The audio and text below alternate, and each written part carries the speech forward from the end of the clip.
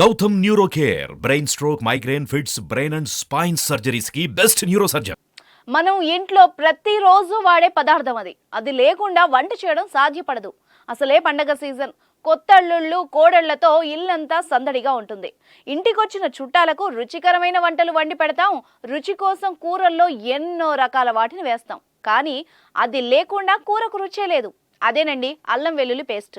అందులో వేసే అల్లం పేస్ట్ తయారు చేస్తున్న ముఠాను పోలీసులు అరెస్ట్ చేశారు. డబ్బు సంపాదనే లక్ష్యంగా ప్రతిదీ కల్తీ చేస్తున్నారు నకిలీగాళ్లు. ప్రజల ప్రాణాలు లెక్క చేయకుండా నిత్యావసర వస్తువులు మొదలుకొని చిన్న పిల్లలు తినే చాక్లెట్లు, ఐస్ క్రీంల వరకు కూడా కల్తీ చేస్తున్నారు.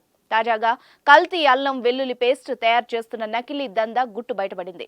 వికారాబాద్ పోలీసులు తెలిపిన వివరాల ప్రకారం నగరంలోని ఓ హోటల్ సమీపంలో పోలీసులు వాహనాలు తనిఖీలు చేపట్టారు. ఓ ట్రాలీ ఆటోలో హైఫై టేస్ట్ కింగ్ టైగర్ అనే పేరుతో ఉన్న కల్తీ అల్లం వెల్లుల్లి డబ్బాల్ని గుర్తించారు. వాటిని తరలిస్తున్న ఓ వ్యక్తిని అదుపులోకి తీసుకున్నారు.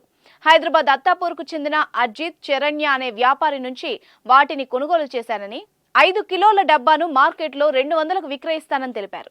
అతడిచ్చిన సమాచారం మేరకు అజిత్ ఇంటిపై పోలీసులు దాడులు చేశారు. ఈ దాడుల్లో భారీ ఎత్తున కల్తీ అల్లం వెల్లుల్లి పేస్ట్ బయటపడింది. కల్తీ అల్లం వెల్లుల్లి మిశ్రమాలతో ఉన్న 30 కాటన్లు, తయారీకి 4 చిన్న డ్రమ్ముల్లో ఉంచిన 30 కిలోల అల్లం వెల్లుల్లి మిశ్రమం, ఇతర రసాయనాలు కలిపి మొత్తం 11.41 క్వింటాల స్వాధీనం చేసుకున్నారు. అల్లం వెల్లుల్లి తయారీకి కేవలం వెల్లుల్లి పొట్టు, యాసిడ్, ఇతర రసాయనాలు ఉపయోగిస్తున్నారని గుర్తించారు. ఇటువంటివి చాలా డేంజర్ అని, ప్రాణాలకే ప్రమాదం అని పోలీసులు చెప్తున్నారు.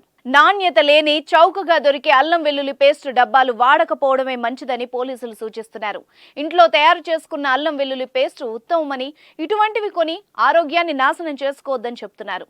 నకిలీ పేస్ట్ తయారు చేస్తున్న అజిత్ తో పాటు రవాణా చేస్తున్న వ్యక్తిపై కేసులు నమోదు చేశామని, ట్రాలీ ఆటోను కూడా సీజ్ చేసినట్టు పోలీసులు తెలిపారు.